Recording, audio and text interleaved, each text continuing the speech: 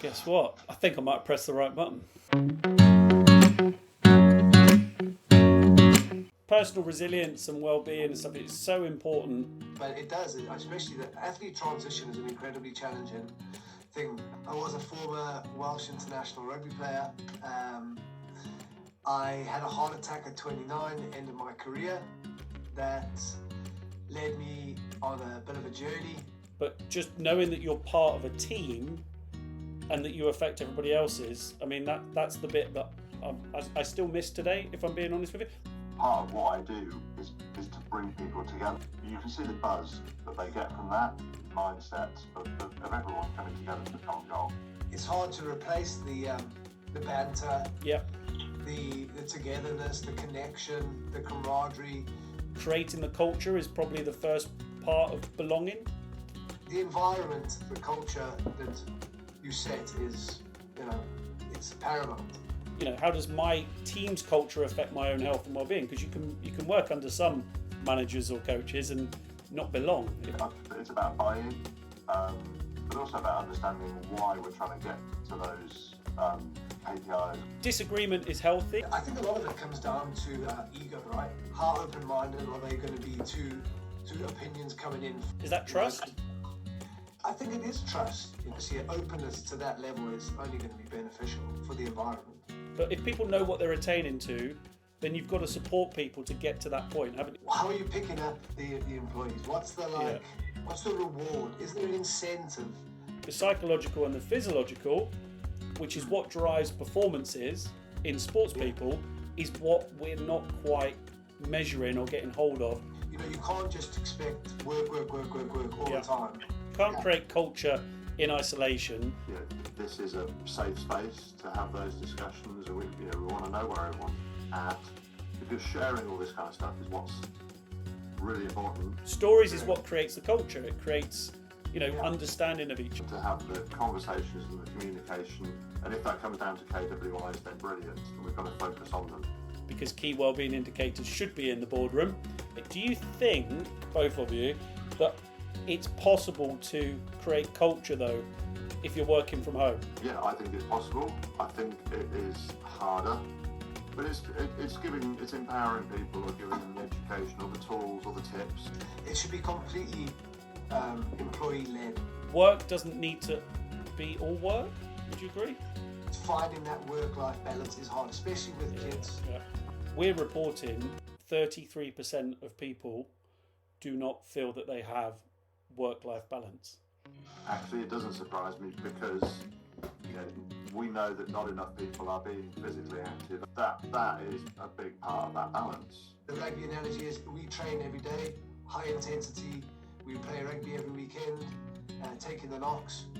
Matter of weeks, bang, your physical body is going to break down in some capacity, in some injury, in some way. You cannot operate at that intensity. That leads to burnout, surely. And interestingly, 36% of people in February didn't feel like they had enough energy. 63% of employees are experiencing negative effects on stress. Life can be a challenge, undoubtedly, right? Yeah. But I think it goes back to compassionate leadership. That everyone has a voice in the office, but also that they understand.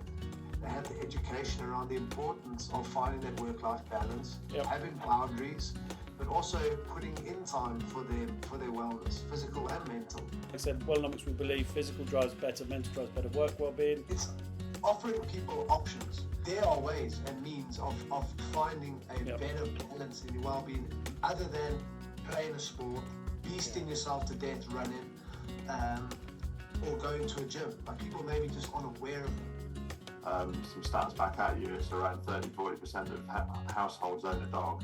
Really? Well, only 15% of people have a gym membership. But factoring in movement, not exercise, not activity. It's possible. Anything is possible. Yeah. And gratitude, and just being, sharing it, talking about it. Yeah. Then that allowed me, by giving myself that self-love that I needed, that self-esteem, then I started to respect myself, look after what was going in my body, and then just walk in 10, 20 minutes a day, because my heart's, I can't beast myself. My heart's literally run by a pump. If I can show you now. It's consistency, keeping it simple, not getting too het up about what we're trying to achieve, but also maybe stepping outside of your comfort zone. All the research coming out of the cold water, hot and sauna at the minute, I mean, are frightening. Like 40% reduced mortality on all diseases.